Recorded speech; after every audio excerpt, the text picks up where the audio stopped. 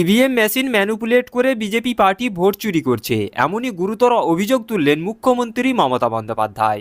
এক নির্বাচনী বিরাট জনসভা থেকে মুখ্যমন্ত্রী মমতা বন্দ্যোপাধ্যায় এই বিজেপি পার্টি কিভাবে ইভিএম মেশিন চুরি করে, ইভিএম মেশিন ম্যানুপুলেট করে, ইভিএম মেশিন হ্যাক করে নির্বাচন কমিশনের সাথে হাত মিলিয়ে কিভাবে ভোট চুরি করছে, বিজেপি পার্টি কিভাবে নিজেদের ভোট পার্সেন্টেজ বাড়িয়ে নিচ্ছে, তার এক এক করে প্রমাণ তুলে বিজেপি পার্টি এবং নির্বাচন কমিশনকে ঝাঁঝালো ভাষায় আক্রমণ করলেন।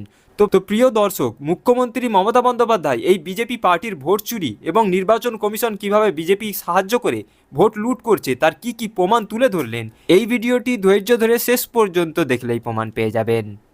আজকে আপনাদের এখানে মিটিংয়ে আমি বলে যাই, যেদিন ফার্স্ট ফেজের ইলেকশন হলো, সেকেন্ড ফেজের ইলেকশন হলো,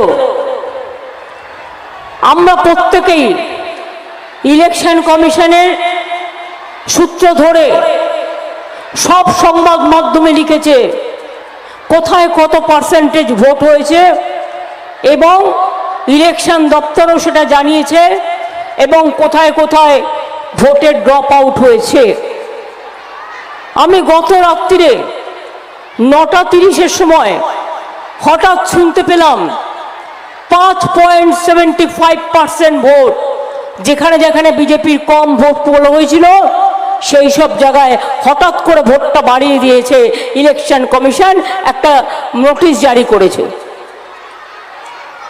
আমি বলবো, নাগরিকদের সন্দেহ দূর করবার জন্য ইভিএম মেশিন কারা তৈরি করেছে, ইভিএম মেশিনের চিপ কারা তৈরি করেছে, এই সংখ্যাটা বাড়লো কি করে, ফার্স্ট ফেজে কি ছিল, সেকেন্ড ফেজে কি ছিল, কত ভোটার ছিল, কত মেশিন ইউজ হয়েছিল, সেটা আমরা জানতে চাই। হঠাৎ করে বেড়ে যাওয়া মানে এটা তো নয়। প্রায় 19 লক্ষর মতো ভোটার মেশিন মিসিং আছে অনেক দিন ধরে, যে বিজেপি শাসিত রাজ্যগুলো নিজের ইচ্ছা মতো লোকের ভোট পাল্টে দিয়ে নিজেদের মেশিন ঢুকিয়ে দিচ্ছেন। এটা আমার সন্দেহ। এই সন্দেহটা যাতে মানুষের মধ্যে না হয়, সেই জন্য ইলেকশন কমিশনকে আমরা বলবো, মানুষের সন্দেহটা দূর করুন। বিজেপি কমিশন হয়ে বসে থেকে কোনো লাভ নেই। আপনাকে নিরপেক্ষ কমিশন হিসাবে কাজ করা দেখতে চায় ভারতবর্ষের জনগণ, এবং তাই আসল শক্তিটা কি এটা আপনাদের জানাতে হবে মানুষকে। মানুষ জানতে চায়, যেন প্রতারণা মানুষের সাথে না করা হয়, এটা মানুষ জানতে চায়।